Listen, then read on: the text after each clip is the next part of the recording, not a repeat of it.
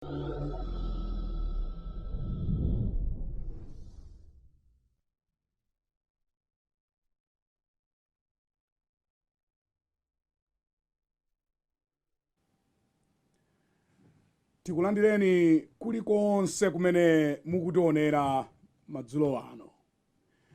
Ndine Brian Banda ndi programu inanso sabata ino ya The Hot Current.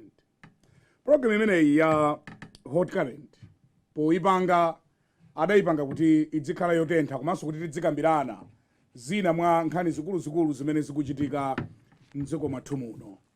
Tilandire ino amene mukutionera kudzera pa Facebook Live kulikonse kumene muli.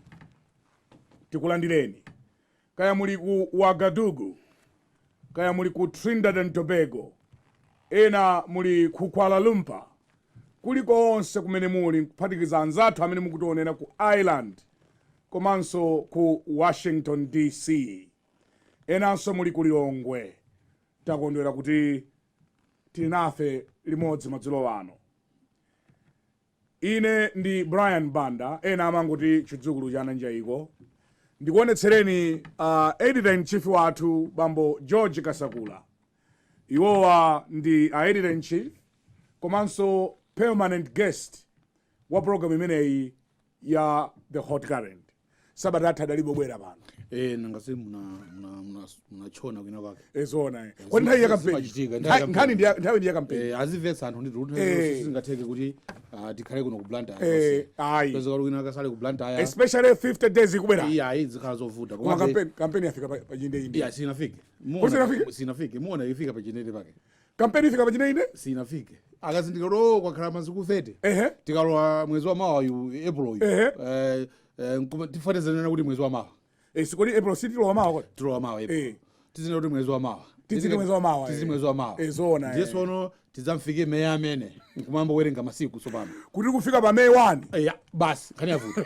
Foto tambo werenga 19. Ezona. 18. Ezona. Kena kutsikulo vuta. Kodi ndi bwino kumakumbutsana kuti atsala masiku mwakuti. Iya ndi bwino nanga sidzikolose tuzoti pali magulu awiri anthu imakondoka mankhani mene. Imana kuti pali ena amene ali koma akuopa. Ezona. Kuti nkutheka kuti masiku awa akatha. Ezona. Ife izi sitikhalaso ku. Ena nkhawabi. Nanga si masankho. Nkhawabi. A president akhoza uluza, akhoza wina. So this is in masankho. Anything can happen. Ezona. So in an event that mwina a president aluza. Ndiyo anthu onse amene amakhala kumeneko chifukwa cha iwo for ya dzina lawo more or less like personal stuff who have to say bye to power. Chifukwa ena ma contract awo amata just before election. Yes, they have to say bye to the corridors of power. Kuna basa bazakanika. Ndewe ambo kuyangana ntchito tsopano. In an event where president aluza. Koma ngati wina probably it will be up to the president whether to maintain them or not. Kuti awa anagwira bwino ntchito. Kapena ino majulusa urambwali ndi ulesi ndi out. Ezona. Olo ku opposition ndi aonana kuti masuku auchedwa. Kuna ku opposition akuti masuku auchedwa? Masuku auchedwa. Aponda mwala? Mmene tuyendera mdziko muno. Mmene tuyendera. Tikapita kumangochi kaya kumzimba kaya kuti kukubwera dzira anthu osati pasewera zonena kuti zakuvoterani. Tikuina fe chisankho. Akulu awa nthawi yayo ichedwa fe tifuna tipiteko. Ndiye pali two sections of people. Two sections of people. Ena akuti kumazitithera bwanji. Ena akuna kuti masuku aufulumira. Masuku awa police akadakhala kuti zimatheka kuti tichite slow down. Ezona. Tikwezeko pang'ono tichite break. Tichite manaiti. Tikanechita break. Ezona. Koma akuthamanga kwambiri. Ko opposition akuti auchedwa. Ndiye kuti magulu awiri anthu akuyang'ana chinthu chimodzi mosiyana. Yes. Ena akunena kuti masiku tamafulumirana. Chonde tamangisani masiku please. Itangoti basi May itafika. Wina nkhawabi. Yes. Kuti nanga ndiye ndikachoka pano. Amene akunena kuti masiku akuchedwa. Awa bwereke ndi Epulo. Kule ku Epulo mwezi wa Epulo sakondwa nawo mpano pomwe. Ayi msatero. Zikadachitika nsanga ife tipiteko ku State House. Tikalowe kuboma please. Tikhale nduna. Ezona. Ife zotola maufuna. Ezona. Aku government. Maka ku State House. Ku State House. Ku State House. Epulo athamanga.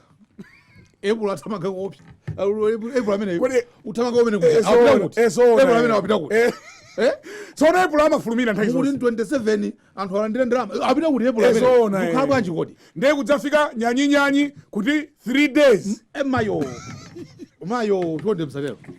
Ndiye kuti zosakhala bwino. Kuti nduvota nkuja. akuti kodi amalawi atiganiza zona kodi tapanga kampeni tauza kuti ife tili bwino kodi amalawi kapena mangotinamiza kuti kapena kumalale kuja ambwera uzafuna usangalala fa kumakhala magule kumakhala Brian Banda akumakhala etu some people would come just say kuti auti khala live by Times TV basi ndikaone Brian Banda. They would do that. I mean, you have your fans, so they would do that. Ndinali kudedza. Yes. Dzulo. Dzulo. Yes. You will be amazed. Yes. You will be amazed. Yes. The morning kuti kodi ndapereka mwina anthu kuposa 1000. Exactly. So it could be true. It could be true. Abwera kuti tidzaone Brian. Not necessarily to listen to what politicians will say. Or not necessarily to show kuti agaganza kali kuti nkavotera kuti. So going there, olumuna afuna kaone magule. Ezona magule chintali gule wankulu gajani gule wankulu kwanu yes ezona paje munameta ngazwe sitika pa TV certainly afuna akaona magule so ndoti munameta ndikuona kuti sitika pa TV ngati makambana ajafumira nzanu zene ine sindalawereza no sije makambana ajafumira wanangu kusoloti mudameta munameta sitika pa TV ndi anthu abula kaonera gule wankulu amabula kaonera gule wankulu ezona kaonera makanja ezona ezona azibani ndentha izinanso andale wakumabwera ndi band yes band yes andofuna kaone music tikavine nyimbo za dance tikavine nyimbo za dance no zonsezi tingonena kuti masiku akuyandikira gona nkuphe akulu adatero sali patali exactly masiku amathera kuchitseko so pali mitundu iwiri ya wanthu amene akuyang'ana tsiku lomweli ena akunena kuti koma ukadachedwa ena akunena kuti ndi mmene anthu akutiuzira tiwina ndife exactly. So tinafika kumene kuchifati manena kuti nthawi zinati umajomba pano ntchito ya nthawi yake yakwana yoti zimene zichitika sizingatheke kuti nthawi zonse bukhale ku blind sizingatheke kukhala mwana awiri nthawi imodzi kufunika kwake kuti inu ndine tidzibwera pano nkumakamba especially nthawi ino ya masankho nzofunika bwanji pafunika papezeka anthu ena akaziwotche amene akhozobwera pena pake mopanda mantha mopanda opa wina fwa anthu andali nthazinafoti zaopa zoyipa zawo tisazitchule zichwa zabwino zokha kuti aya ino ndino abwino ngati iwona mulungu yekha amene alibe ma weaknesses mulungu yekha ndipo alibe tsankho amagwetsa mvula kwa DPP na MCP ola UTM yes olochimwa amagwetsa so mvula amadyetsa aliyense akuti ngakhale mbalame ndikuchokera uchali chinu mtu naonaso mwavala suit nazoti mavala suit nambobwera ndini ngobwera pano nsanga ndisana bwera ndopeza ndi nangoenda straight of course ndadzera pa ukwati chabwino anzathu the Guzman napita koso tangoponya ifana amanduza kuti anzanu analipo mpano nakapanga support the Guzman kaminjo anzathu zona amabwera so pano mu program yena kwambiri kwake atenga sunaka mazakamba za social media za social media ifo amakonda Facebook kwambiri ako pa social media yes ndiye ndachoka chalichi kena ko basi ndati hayi ningoyimira tu apa basi kungochoka kumeneko ndimene mabwera pano kudzakudikira nonso mnachedwa lero chabwino koma kwa deguzo kona napitako namva ifa nauma anda akasunda kumeneko achapalapata ndi amene kuti achimwene anali pa ndenda ti iwo awuthamangira kuti nanga ndimafuna ndidzaoneone zolembalembazi kuti zikhalirede ndiye tinafika kumene kuifacha timanena kuti palatsogolerena amafuna kuti tizawo manena mavesi tizingokamba zabwino zokhazokha ndene ndadzatchula ku mulungu amene salakwitsa amene alibe tchimo amene alibe ma weakness ndi mulungu yekha koma ngati ndi wandale sutifoti amalale na kuti pita ndi state house ndeti basi ine ndine wabwino msamakambe zoyipa olo amalale na kuti ayi ino ndi mtsogoleri wa otsutsa boma chipane chikulu mdziko muno MCP ndiye kuti samanene zoyipa zawo olo iye ayi ino ndino vice president achilima kuti ndino vice president ndino wabwino palibe so timabwera pano kuzakamba chilungamo kuti izi nzabwino zuthandiza dziko lathu lipite patsogolo izi mbola ulankhula kwa masiku ano mbola izilopanga inozi ndi mbola mutibwereketsa lero nthawi yachisankho ndiye zofunikira kwambiri pazibwera mabodza pazichitika zambiri pano we need to fact check we need to fact check and say kodi achanena zonaja achangabodza akupusana malawi awa amangopolomesa zinthu amanamba kalekalo pangapolomesa zinthu musamvere ngabodza kapena amene aunena zoona izi nzotheka izi zosatheka kubwera ma manifesto uchitibe putuseye kuti awa ngabodza awa azazitenga ndalama zopangana zonsezi kumalawi kunoko basic things tilibe. How can we start dreaming about this when what we must sort out is basic things first. Kodi economy tipange chani? Tili nkambewu kogulisa, tili nkanthu kuti tigulisa kunja kuti economy ikhale bwino. Nanga infrastructure tili nchiyani. Anthu mtaunimu even mabasa amuno mtauni saoneka bwino zochitika zake. Bwanji tiyabokoza zimenezozo. Masukulu tili nchani ana amagona pepa sipantengo eno mapanga umaphunzira ma buildings oyipa ngomanga collapse mwapha. Why don't we sort that out? Sort the syllabus, sort the equipment, sort the teachers salaries. Other ni kuti mzituza kuti inu mzabwere sije kuja kuti musalame ndino abodza ino. Koma siku lako kukhumbira to dream in color. Not at all. In fact, we have to dream in color. Tifunika tizikhumbira. Also black and white. Also black and white. Koma tisada khumbire in black and white. Tipangeke zina foundation. Yes. Tipangeke foundation. Komanso tikapanga dream in color tizafusa kuti sono kodi okay, dreaming is good. Koma madzuka from the dream. Nkonena kuti now this is reality. How? The how question. We are not stopping our politicians from dreaming big. No, they must dream big. Koma kamana kuti kunoko tizambo panga ndege. Mwana sono ndegezo kunoko olo airline tilibe. Airline ndene tilibe. Uchitoti gairako ku Ethiopia. Ndenu mukuti mfuna mzapanga ndege kuno ndino abodza tu. Bwanji mupange sort out kale industry yo. Kera kwa mabere solution. So these are just the example to show kuti tizauza tsogolera tuwa. Ndimafuna ndikuperekereni moni. Yes. Amene anthu ambiri akudedza. Chabwino. Adanena kunena kuti paja mnali kudedza. Nali kudedza. Tuyenda kwambiri. Tuyenda kwambiri. Tinali kudedza. Ndipo iyi program ya Hot Current. Chabwino. Ine sindimadziwa aya. Chabwino. I'm actually amazed. Kwambiri. Kulikonse anyamata, azimayi, yes. Elede anabwera mzimayi wina kuti ineyo mwene munanenera mtamva kuti mubwera nangoti mbwerenza kuthokozera. You see? Hot Current. You see? Maso athu atseguka. You see? Ndipo ife sitimadziwa anyamata inu Mulungu adzikudalitsani. Exactly. Ndi ali mukandiperekere moni kwa Kasakula. Yes. Ayi moni wo. Mukhanga nthawi kuona. Khawizo so mukaenda mubweresa mamoni. Timalandira ndithu modzi chepesa. Ezona. Program ilipo yamba ndikuona ngati kuti ni amtown mukha muno. Koma even midzi anthu akuonera television. Ezona. Olomvera. Yes, olomvera wireless. Kwambiri. So anthu nditi olomidzi ukapita ayi amakuzindikira. Utenga umene akumanena kawiri ndi kawiri. Nkunena kuti program imeneyi yatitsekula maso. Kwambiri kwake. Ndipo ife ndiwoyamika chauta. Fake nchakuti sitiopa. Kana president timakamba ora president apanga zoyipa. A president apanga zabwino. Achakwera. Kana vice president ndani, kaya former vice president Joyce Band. Wina aliyese. Timanena kuti yayi, apa tuli yayi. Apa imbola mu. Nkhani yathu ya lero. Akakakufunsani. Kuti kodi anyamataja akadziotche. Mwende pakadziotche. Nanga sitiopa udzakana nazo pano. Kodi osaopa amachero akadziotche. Ngazi ukhanga uri upira ku moto uzorukapcha ubabirabe. Ezona. Umazocha weka. Umazocha weka. Koma yayi tuzindikira kuti dziko lino latose. Ezona. Tida pamene tidadutsa. Tidadutsa. Panopa pali maufulu olankhula ochita comment pasi pene dziko lathu likuchita. Akakakufunsani kuti kodi anyamataja amati chiyani? Yes. Mukanene kuti did voters get value in first presidential debate? Timafusafuso. Kudziko kunotu kuli chisankho. Tanena kale. Ndipo tanena kale soti ena aona ngati zikuchedwa, ena aona ngati zofulumira. So kuli masankho, kuli decision day. Ndipo kozekera masankhowa amalawi timafunika kuti tiziva kuti kodi atsogoleri athu ma candidates amene adzipereka kuti ife tufuna president. Tufuna president tiseve ngati president akuti chiyani, akupanga promise chani. Kodi dziko lazalichitira chani. Ndipo funa upanga advance that view kuti anthuwa tiamve magulu osiyana awabweretsa anthu aja kuti azilankhula. Masekta zosiyana. Ndiye akubweretsa pa tebulo lankhulani debate. Ndiye debate yoyamba inali ku Lilongwe lachisanu lapita. Ndiye tikufusafusa kuti kodi tikayiona debate ija imene amalawi ambiri tikuziwa anaonera ola anaverera pa wireless yena mpaka na akunja amene ali kunja amaonera live streaming.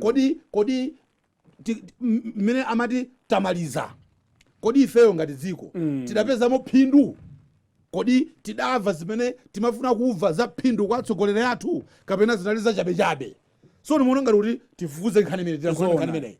Chifukwa chani tapeza imeneyi nkhani njakuti nanga si Fred Ndunayi achilima achakwera plus amuluzi atupere amagwebana kuti Longwe my ideas how to take this country forward tipange chani ngati dziko.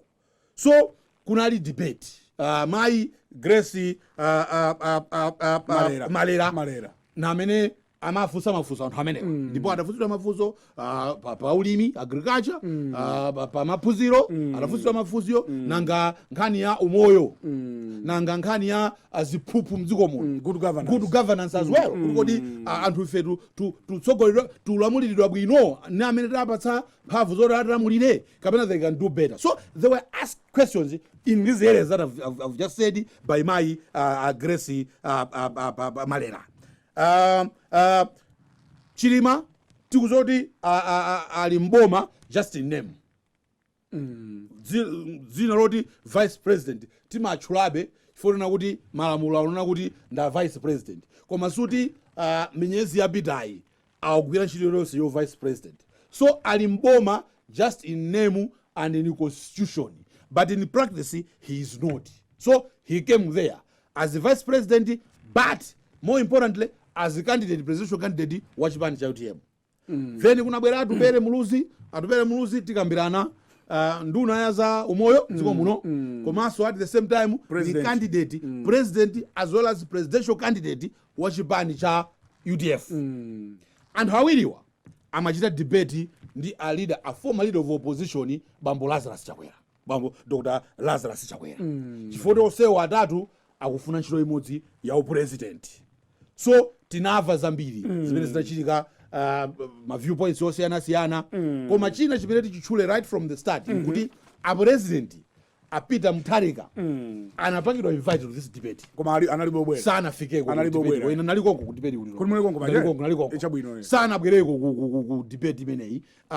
He stuck to his guns chifukwa ananeneratu umkumbukira ADBB analemba president masuku apitawo kuti ife kumeneko a president makandidate apangana ma debate chifukwa tikuona ngati kuti integrity anthu amene apanga zimenezi sitikuona bwino sana chula kuti anthu amene apanga zimenezo integrity yayo yavuta pati alibochula zimenezo alibochula but basically the president stuck to that sana abwereko. So tikunena kuti amene anabwera atatuwo plus even the president although he didn't come zimene zidachitikazi did it save democracy? Did the voters get value?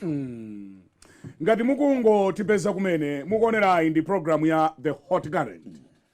Tukambirana pano kuti presidential debate. Yes. Kodi yatipindulira? Exactly. Kapenayi. Exactly. Tikambanso bwino imeneyi mwanena kuti Mutharika adalibobwera. Yes. Tikambirananso. Koma tisanafike kumeneko. Yes. Was atupere the soup spoiler? Yes. Or he saved the debate. Fusolo bwino? Fusolo koma, fusolo kongola. Chifukwa mpamene and even kunjaku anthu ambiri akukambirana zimenezi. Kani kuti atupere amaendi right. Ulokho koma sikwa. Ezona kodi iye uja anantuma. Amaendi right. Amaendi right yokamba fundo zake kapena kunali kongofuna kuti asokoneze debate ija kuti anthu ife tione ma weaknesses are the other two. Ndimaona reaction ya mwanena kale kuti ADPP analibobwera. Yes, analibobwera. Koma ukamaona ADPP makambidwa awo pankhani ya debate. Yes. Kanga anali kumbuyo kwa atupere. Exactly. Ndiye ifunso lomafusalo labwino. Yes. Kuti kodadi antuma atupere. Yes. Kapenayi. Amaendi right. Nkhani ndi yanu kambani. Yes. Then manena kuti poyamba kuti tene mwachilungamo mosafuna kuti mosafuka Hot Current ndi manena chilungamo. Poyamba tene kuti in the early stages debate ija imaoneka kuti ikubowa kuti it was a bit dull pa chizungu kitero. Umati akamafusa mafuso maimalera ufusa makandidates sumaona kwambiri kuti ausiyana zokamba iyayi zimakhanga kuti ma viewpoints amene wakhala bwinobwino kaya for example agriculture FISP mukuti bwanji uona kuti zimene akukamba achakwera zimene akukamba achilima nzofanana achakwera kuti ife universal subsidy chimodzimodzi achilima kuti yayi chinthu ichi sichili bwino funika kuchionaso atupere muluzi ndiye amangothawa-thawa. He was evasive. Yes, very evasive. So kumambiriro kwa debate kunakhanga kuti it was a bit dull. Koma atupere atambe zake zija amaoneka kuti he saved the audience kuti anthu asagone, kaya anali kuholo konko, kaya anali ku nyumba akuonera pa TV kapena akuverera pa wireless, anapangisa kuti anthu asagone. Why? Because amaoneka kuti pano wamba tima personalized attacks on both Chakwera as well as Chilima. Achilima, for example, amanena kuti sipano inu mukamba za kaya za FCP kaya mukamba za chani zambiri mukamba kuti muzazisita. Yeti the past 5 years munali mboma, the second most powerful person.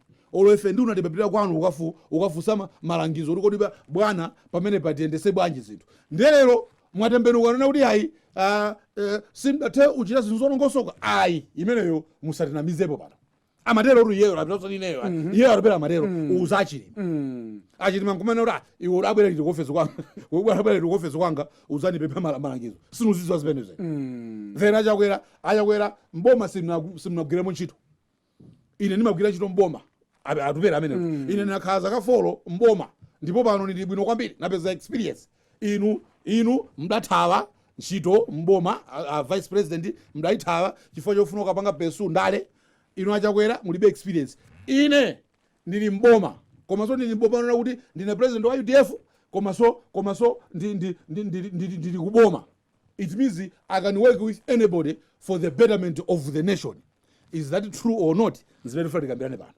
So simply put, kumambiriro Chakwera, I mean not Chakwera, Atupere saved the debate. Atupere brought some sparkle, some sparks kuti tiziona kuti sipona anthu awa awuponyana na mawu. Aponyana na mawu. Chifukwa debate nkuponyana na mawu mene. Debate sipano discussion. Kuti mwabweresa anthu muli ntopiki alesa kamba zofanana zabwino zongofuna opanga advance the status quo of that topic kaya knowledge kuti anthu akuvutika chonchi wina ngombonyezana mawu ngati imene tidali nayo kuno nandi pano discussion. Yes, probably that one was a part of discussion komanso ka debate kama khabo nanga sima candidate ko part of discussion yeni mabweresa ma experts ona na issue kutuma kambirana ndi debate sizimenezo iyi debate mufuna tiziona ma differences tiziona se kuti anthu awa azikirashana mawu kuti inu zimene mukambazi sizingatheke koma zanga ndezikhozotheka. That's what the debate is all about. So I think by and by Atupere brought that element kuti anthuwa azikuitsana aziponyezana mawu. So he wasn't probably because of what he was saying, the agenda that he was projecting, he was a soup spoiler. But at the end of the day, he was a soup spoiler. But at the end of the day, he saved the debate. We really had a debate, especially in later stages. We really had a debate where we could see our tempers are kupanga rise, koma ulipendo baja ali confined. Sanga akuzoti ali live in pa TV, aliyese akwesa kuti akhale two gentlemen. Koma at the end of the day, anthu awiri wakuitsana. Kapena yawo although akuoneka kuti ali calm and collected, komabe zimene akuanenera sizabwino pena pake zikuwakhudza. So we had that. Adabwera ukadakhala mpira wa chitanyu. Tikadati adabwera ndi kapena amasewera wa dunyu. Atupera amasewera oponda. Ndiye dunyu. Ndiye dunyu. Atupera amasewera oponda. Right from the word go. Right from the word go. Amasewera oponda. Waphwanya. Waphwanya osero amasewera. Ujakonda asilikali. Fa asilikali kama oponda mpira. Amserero. Wamva kuti matimu Red House basi phwanya. Ndiye nawo amadziwa kuti kodi amene darani tizathamangisa kazira njomba choncho tizishayina kapena wapasi pansi. Yes, ngati mwango tipeza kumene tikukambirana the first presidential debate kodi tidapezapo phindu. Yes, ngati dziko. Yes, tichite break pang'ono ndipo musatalikire kwambiri chifukwa tingomwera madzi. Inu nere mwamba kali kumwe ndakuona mumwera madzi kali. Ngazimona kuti aunibisa apo nini mwe kumadzi pang'ono. Tichite break pang'ono tikabwerera the Atupere conundrum. Yes, the Atupere dilemma. The Atupere dilemma. Yes. Titakasaso bene. titakasa kwambiri musatalikire atupere sinathana naye kodi atupere sinathana naye atupere tangonena kuti he saved the debate basi full stop koma tipitiriza titsana naye timtakasula sitinathana naye timtakasula atupere nkofunika kutero nkofunika anthu aone kuti kodi why was he behaving that way tiapase zifuko anthu tiunikire kuti kodi atupere amange zimene zifayani. Why did he just go on attack basi on attack amafuna upanga achieve chani? It was a strategy. Tikamba zimenezo tikabwerera akuluwa nchifukwa chani atupere amaluma anzake yes mwana nabino kwambiri right from the word go yes adangu kala munthu oluma anzake. We saw a different atupere that night. We saw a different atupere. Ezona is a gentleman. He's very calm, cool, calculated, clean shaven. Munthu wa clean. Ezona always zuga. The image you want to present is Mr. Clean guy. Agenda for change, trying new things out, bringing new politics. So that's what. Koma usiku mena uchi. Akadakhala galu tikadati kumande ngwachi wewe. Tinaona atupere wina. Usiku mena uchi. Wina sanganami. Tinaona atupere wina. Not the atupere that were used. Chifukwa chiyani? Exactly. Tichite break pang'ono. Mukonera hot current. Nide Brian Banda. Anzanga ndi Bambo George Kasakula. We'll take a short break. We'll be back in 60 seconds.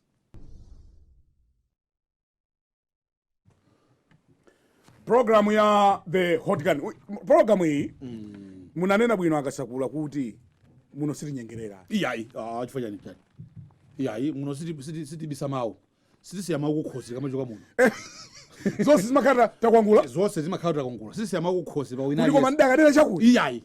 We don't in fact tima ikapasa uli lembani tikhale papepala. Ezona. Sakasiyeko. Sayuze memory. Ezona. Memory ndi chifake ndi malemba. Memory ndi pweteke. Ezona. But the list. Uli kamba za kuti. Ezona.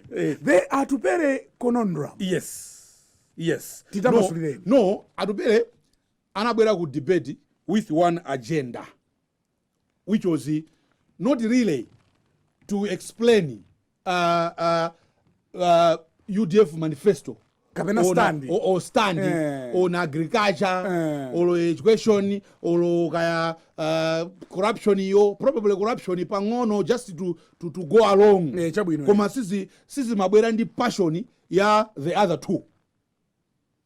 Kaya health chifana kuti here Minister of Health, so he was able to articulate the prevailing issues, what they are doing, the reforms, kaya making central hospitals autonomous, control of resources and what have you, because those are the day-to-day issues that he's dealing with. So there, it was like even if gona rulo, akuza ndisipene zozo. But in terms of the other issues that Malawians are looking for viewpoints, Adubere that night didn't deliver that. It was evasive. He was not direct. The only thing that Atupere came to do was to attack his two opponents, to attack the other rivals in the debate. Choli chifuka chake nchakuti Atupere akuziwa kuti yeyo pali mafunso oti afunika awayankhe Amalawi. Amalawi sangakhale kuti those questions should not be answered. Amalawi ali ndi funso kuti kodi Atupere ali mboma, is a cabinet minister waboma, akupanga akuyendera ndi flag pa galimoto ngati minister and of a and of a very important ministry waukulu unduna. Tikamangamba maunduna akulu tipakamba waphunziro, umoyo, transport, agriculture, foreign affairs. Those are the ministers that local government. He's one of the person holding unduna ukulu. Why? Umoyo wose watu uli mmanja mwa Atupere. The same Atupere went to Kukomesa Ho when he Kukomesa Ho first of all, where Megi was asking Gurodi and how many mfuno president muli kuti bwerani. February 4 to 8 February. One day Atupere came there and anana kuti no mfuno president amwene fumba onani miranga. Koma even that day when you and me were there, timanena kuti zimene zachilikazi tu ndithu not tenable zikukhala bwanji uyu mwina apanga resign timanota mwina apanga resign mpaka napano sanapange resign mbendera ili petu so nkumanena kuti kodi na president wakambirana chani na president wamandira chani iwe ufuna ntchito yanga komabe ndiwebe minister sizikumveka even yeye atupere chifukwa chimene amakanopa amalipiro panga atipete issues nkunena kuti azinena kuti chani because he can't be attacking health policy ya boma kuti ayayi health sector yapanga grambo anganene kuti ine ndikadzakhala mboma mzipatala mudzakhala mankhwala odi minister iyeyo minister amene afunika achite ayike mankhwala mzipatala so anali pakona kwambiri he had simply put he had nothing to say because he can't be overplaying his manifesto IDF sinatruke but probably there are issues there. He can't be overplaying because by overplaying he's in fact saying there are weaknesses in government. The same government is saving. How? Nchifukwa chake inu ndine takhati kufunsa yes kuti atupere akamachititsa misonkhano kunjaku yes akumanena kuti chiyani exactly I want to hear what he's saying anthu akumakauza kuti chiyani what he's saying amutari kalipera what he's saying because he can't say amutari kalipera what he's saying including in that debate was that inesopano ndindi experience ndili mboma zaka 5 chino cha 5 yeah cha 5 zaka 5 ndili mboma ineyo panopa ndili experienced ndiye munipatse president. Even that night, that's what he kept on saying the whole night. Kutine napanga machua, I've been in government. Sina tawe ngara chilimawa. Ubaya chilimawa, amamba sina tawe ngara chilimawa. Kuti 40 zinazakeza jira, ine ndili mboma, loti I've shown kuti I can work with others for the betterment of Malawians, despite our differences in political affiliations. His own words, I'm saying, Brian. His own words.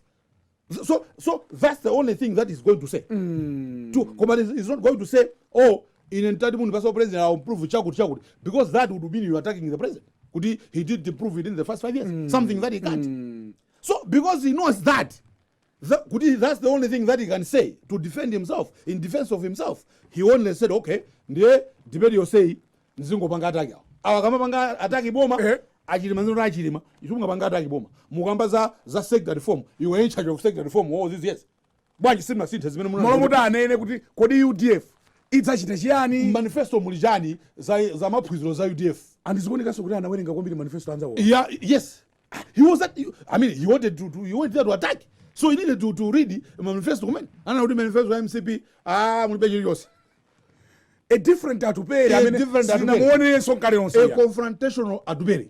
That's the debate that we saw that night. To me, I understand him. Because he has 2014 agenda for change made sense. He was saying, let's change politics. Person of president, a young person, tisinte ndale. Tiambe ndale za nyuani.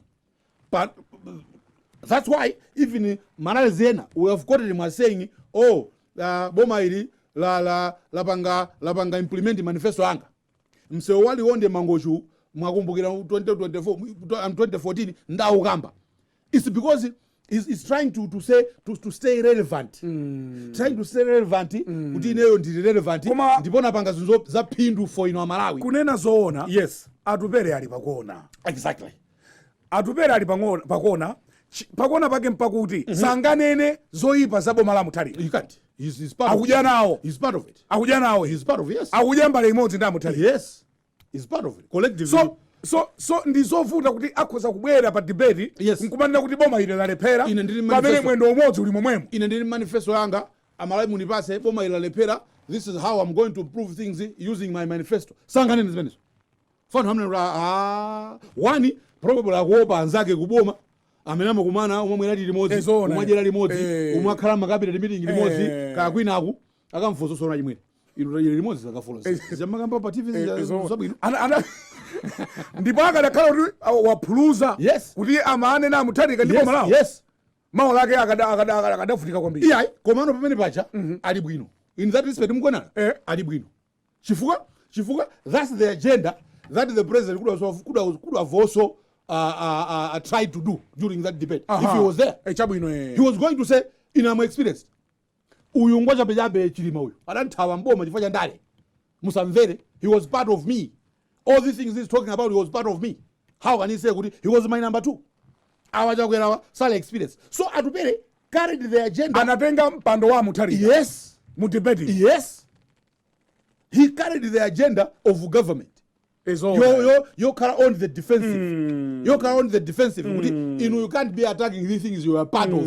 mulibe experience kulagwa Kasakula kunena kuti adabweranso kufuna kwa asangalatsa DPP nzonukambazo Brian kuti nzokazo that's why I'm saying kuti he carried the agenda of government DPP government where he is serving he didn't want people to criticize those two to criticize the government and make score political points. No, that's why I was saying Ajilima nditu ni wabodza uli mtesi Chilima. Of course he didn't say that. That's tumbuka. Ndi wabodza Chilima.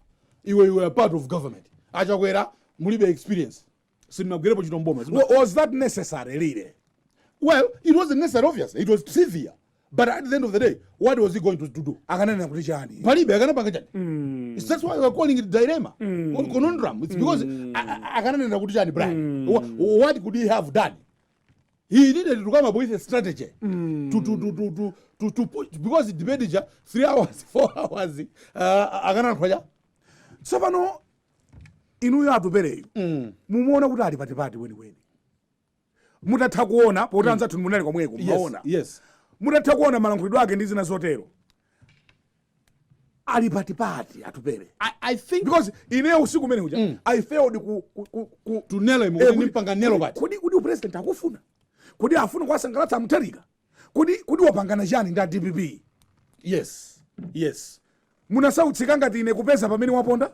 Yes, I think ndamala itose nasautsika ezona sudi ndinokai eti tose nasautsika komano that's it. The problem now zose tikapanga tikampanga analyze ku debate and then where he is politically nchakuti kubera masankho Malawians will have these questions echabwino amuyika bora na Atupere vis-a-vis his career ikalabanje career yake zikalabati kuti career yake zikalabati kodi zimene wachitazi zimene akupanga struggles ziterabati. Are we going to see a stronger Atupere after May 21 elections? Or we're going to see a weaker Atupere kuti his supporters are going to react and never give him votes? Kapena nthenga zake zidziwika Mutharika akamuchotsa mkabinet. Kapena iyeyo akanena kuti basi zundivuta ndiye ndifuna ndiyime pandekha ndikhale ngati UDF president. Even if he does that guy, at the end of the day, what will that show? Won't that be too late? Won't that be okay? Let's suppose tomorrow he has resigned. So what? Well, probably the resignation is to show his supporters who did napanga resign. Therefore, munikhulupirire. Because people will say, but that's too late. It's too late. Yeah. It's too late. What is this going to do? It's too late. Kungopatuka pang'ono pankhani imeneyi. Do you think kupezeka kwa Atupere mu boma la Mutharika has dented his political route? Yes, it has. Eddie? In my view, and I'm happy to be proved wrong by after 21 May. Probably we might see a weaker Atupere. Probably that's why maybe the only sensible thing for him is maybe to do an alliance with DPP. Because it is all but in name. It's an alliance. Otherwise, what is he doing in government? Probably what they didn't agree is kumambiro kwa Sarabagema nominations. Probably they didn't agree. Probably they should have. From what we hear, I mean, there were discussions. It's not even a secret. There were discussions. Probably they should have made him running mate, just to preserve and then tipangira remote chisankho mavoti ako abwere a president awine, then probably we'll continue the alliance after May 21, something like that. Because at the moment it's so confusing. Kudi alipati, ndipo kodi future yake ilipati. Can UDF maintain, for example, the 15 MPs or so?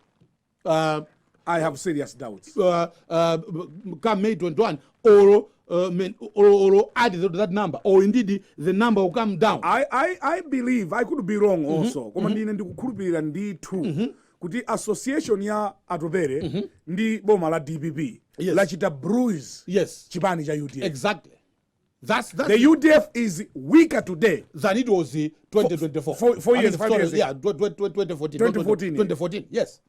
Atupere akanakhala kuti sadalowe kubomako. Yes. Nachimanga chipani chija mpaka lero. Yes. Bwesitukamba zina pa. Probably. So Amalawi, because it's not even a front runner. Exactly. No, it's not a front runner. Amalawi will decide his fate come May 21. Koma it's doubtful kuti akozonjezera number. We must know kuti UDF ili mboma inakanima mpia mbili. But the number has been going down. 2014 inalio number ya Oshepa imene usiyana 2009. Yes. Chifolo misonkhano. Yes. Akachita misonkhano ndi kujeni ku Eastern. Exactly. Machinga mangoshi. Yes. So Tikakambazo says, Brian, the conclusion is that probably the dilemma that is in might cost him some votes. And kumene kuja ku debate, there was no choice for him but to show us the advantage that he showed us by attacking his two rivals. Ngati mwango tipesa kumene mukuonera ndi program ya the hot current. Timanena kuti mwina vuto limene tili nalo inu ndi ine ndilo timangonena zoona. Exactly. Yeah, itakamba zimene tuona kuti nzoona. Ife timangonena zoona. It's up to people to judge us. Exactly. Or kutenga serious or not. Exactly. Koma ife tikuona kuti atupere adali pakuona usiku umene uja he struggled. Sada fotokoze ma ideals achipani cha UDF. Amango tawa. Even on straightforward things, he would not give you straightforward answers. Amango tawa. Tikabwerera. The verdict on the 3. Yes. Timatiti yese kuti tichite wapanga describe kuti not kuti tipitina kuti uyu ndi adachita bwino uyu sanachita bwino koma tingopereka mmene tidaonera. It will be up to the viewers to say probably wakuti adachita bwino wakuti sanachita bwino. So tikambirana onsewo atatu. Mukuonera program ya Hot Current. We are live from our General Corner studio. Yes. Tichite break. Tikabwerera kodi achakwera adachita bwanji. Yes. Achirima adachita bwanji. Exactly. Atupere adachita bwanji. Yes. Of course atupere takamba kale. Koma titi nabe tingomba nkota. Musatalikire ena anu mufuna kama mwadzi kapena wongola miyendo. Musatalikire.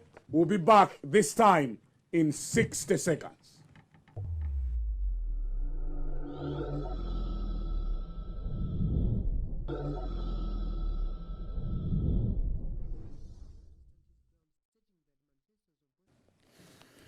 Program ya the Hot Current ndine Brian Banda nindaji mwenangawa bambo George Kasakula. Tukambirana nkhani yofunikira kwambiri. Yes. 50 days kuti tikavote. Exactly. The razmatazi yayambika. Yes. Ndiye kuli kugwebana. Yes. Aliyense afuna mpando. Yes. Aliyense afuna pito State House. Amene tachulawa. Yes. Ndiye kuli ena anso abwera pachiwiri pano. Yes. Ambaku wako. Kwambiri kwake. Achirumpha. Achisi. Aganiza.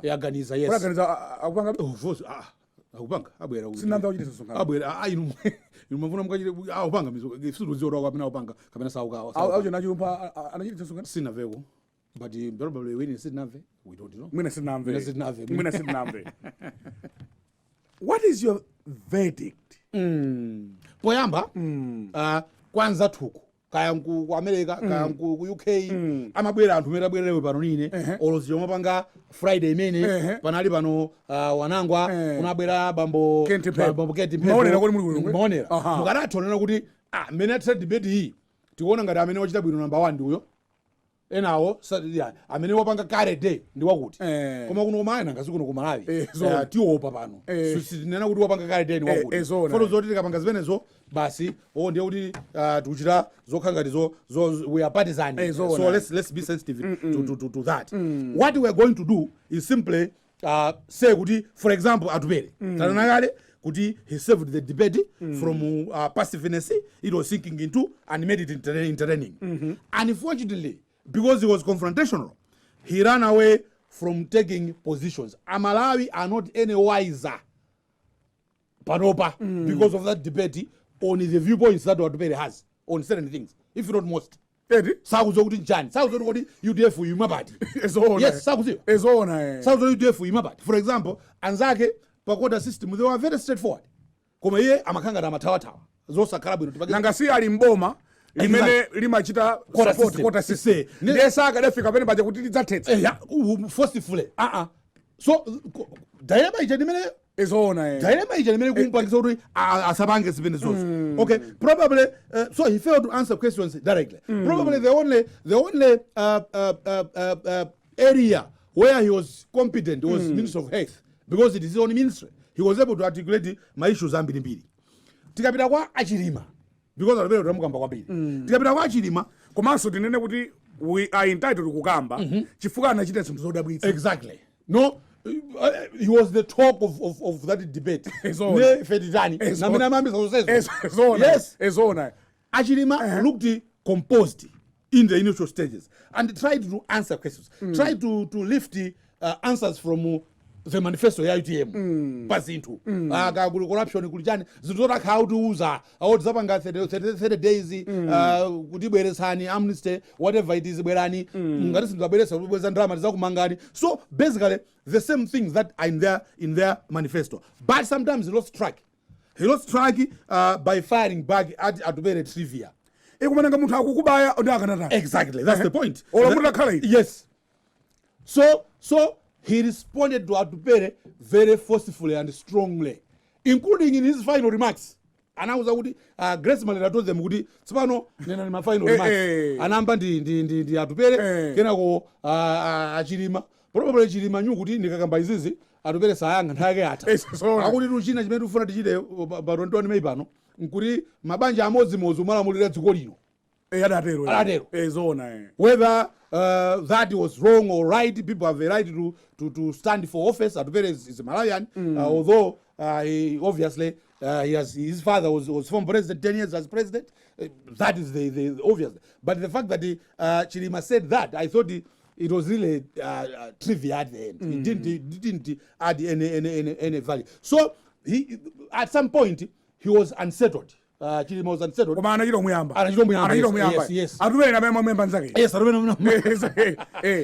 ndiye munthu ukakhauri umakhala mu glass house usamagende menyama. Usamagende yayi. Chifukwa akubweze. Akuphwanya mawindi. So no uyophwanya he has nothing to do. Nakasali mu glass house. Exactly. So that happened but akanatani amayenera kuti ana Achilima. Probably zawa akumponya miyala. Palibe chipena amenero yankha. Koma in a cool composed manner, not losing. It wasn't much. He lost the composure kwambiri. Koma the fact that he was answering back. Probably we should give him commendation because anapanga so debate is goma. Because he was saying, Atupere was saying, ayinumna boma ino Atupere. Kulimzikamba kuti boma. Have we ever won any election for presidency? Kulimzina kuti boma. So the two of them, akamasinthana mawu, zimene zimabwesa maspaki, laughter. Achakwera looked composed, presidential. He was being provoked at some point by both of them. Achilima anazana kuti kodi okay Achilima amazamikira kuti nthawi ina zinali bwino mwakuti ndachakwera nana kuti zimene okamba zitu nthawi ya MCP Achilima kuti tsono tosati MCP yanu iyayi. You get my point? Probably that should have provoked him. But he was not and ukamaona pakhope pamaoneka kuti he need to calm. He knows he has been provoked, he has been attacked. Koma you couldn't see kuti kapena that has unsettled him. Given another chance to speak, he was still calm. He maintained the decorum of the debate. He came out as more presidential than the other two. Yes. Koma Achilimanso anadzaoneka very presidential. Yes, certainly. I think the strategy of Achilima was already in kale calm. This is I'm on TV. I'm speaking to millions of Malawians. So let me be calm. This is not a campaign. In your opinion, yes, you think Chakwera was more calmer? Yes, more exactly than Achilima. Exactly. Is that what I'm getting? That's what I'm getting. Because even when attacked, he received quite a blunt of attacks during that night, Chakwera. But his responses and how people see you after that was composed throughout. Nthawi yatithera. Yes. Muyimaliza bwanji nkhani inu bambo Kasakula kumaza nkosavuta. I think the thrillers must be commended. They went out there to face the public in an environment they had no control over. They didn't even know what questions they would be asked. They were brave. The three of them. It is unfortunate that President Sanapite. Because the President, Chito Yose, anasira atupere. Nchifai fetune na kuti, kapena mwina anamuza kuti kandiyimirire. Probably. Anasira atupere, kuti apange defend record ya government, akuziwa kuti nzawo, ali nchipani, ali mudare memene, nkumsira so Chito, zosa krabi. Not that I'm saying kuti anapangana. Kuti amutarika. Adachite bwino kusabwera. Sana chite bwino mpangono pomwe. I've maintained this. I've even written on it. Sana chite bwino mpangono pomwe. Chifukwa amene nobelo zopanga defend record. Komanso kuzichepetsa kwa Malawi. Apart from kuti integrity ya anthu amene akupangisa debate sakuidziwa bwino. Muganiza kuti china chimene chikada chapangitsa kubwevuka kuti lisapite kumeneko. Chingakhale cha ku defend a record. It's not easy to defend a record of the past 5 years in my view. So many things have happened. The attacks that probably Atupere was trying to par away by attacking the two could have been more forceful. That's why even at the end of the debate, I wish the president was here. Because in the debate, the president should have been here to talk to Malawians kuzichepetsa kupanga defend record yao. Debate yaipa lero. I also asked the same question kwa Adausi. Exactly. That's debate yaipa lero. 2014 he was there. He was there to confirm kubwera. So what is the problem this time? Kodi anthu akakhala mboma chimene chimavuta ku arrogance imene. Yes. Imachokera ku. You are right to call it arrogance because it's arrogance. Uzichepetsa kwa anthu. Anthu ni ma voters anthu hakumudzi osauka. Koma that day I'm on a TV, I'm a very wireless. Akadakonda akadalola ena ndi DPP. Akadaiona nkhope ya president. Komanso akwamva president wawo akuchita defend zimene achita. Yes, zimene achita. Nkunena kuti awanzabodza izi. Tinene kuti akuchita mantha kuti komandeti kauze chana Malawi. 5 years. It's a controlled environment. Man, how many sunga kane mutu, Brian? It's difficult because he is the one who will be defending. Akamati government corrupt, government jani. He should defend that, and at the same time give the Ziruzam manifesto now. Not easy, but the president should have been brave to go there and face them and tell them in the face that I've delivered. I need a new contract from Alliance. Yes. Maliza. Tikaterenso ndiye kuti tamaliza zonse zimene tidabwera nazo mprogram imeneyi ya The Hot Current. Tikuyamikeni nonsenu chifukwa cha kuti chilimbikitso chimene tikumalandira tsiku ndi tsiku. This program is going to be very crucial. Yes. In the next 50 days. Exactly. Chifukwa muno munthu akanama tizinene kuti akuna. Ilombodza lankonkhulisa. Amalawa ameneyu musankhulupirire ngwabodza sana kuuzeni kuti apanga bwanji zimenezo. So Hot Current ikuthandizani kwambiri kumvetsetsa zinthu zimene and make a decision by 21 May. Kuti mpaka izathandiza, yes, because you will tell them kuti ngwabodza uyu probably zikozoteka zizingateke uyu ayikandirama mthumba mwanu uyu saukamba zoveka uyu is addressing the issues that have been bothering you zakazo 5 uyu sakupanga kuthawa. So those are will show the differences. Yes. Ndikuyamikeni kwambiri chifukwa chobwera. Lero simunatenthedwe? Ndani mabuda chitungu. Ocha bwino. Ayi mango dabo kuti lero bwanji simunavule uje. Ana kuti program iyi tizipanga 55. Acha bwino. Ndiye tizipanga 6 minutes. Tikatere ndiye kuti tamaliza zonse zimene tidabwera nazo mprogram imeneyi. Tikuyamikeni kwambiri pokhala nafe. Ngati muli ndi ndemanga pa zimene takambira nazo, titumireni email brianbanda@bnltimes.com. brianbanda@bnltimes.com. Ndine Brian Banda, anzanga wandi bambo George Kasakula. Until next week, Mulungu akatisunga ndimo. Koma atisunga. Goodbye from Blantyre.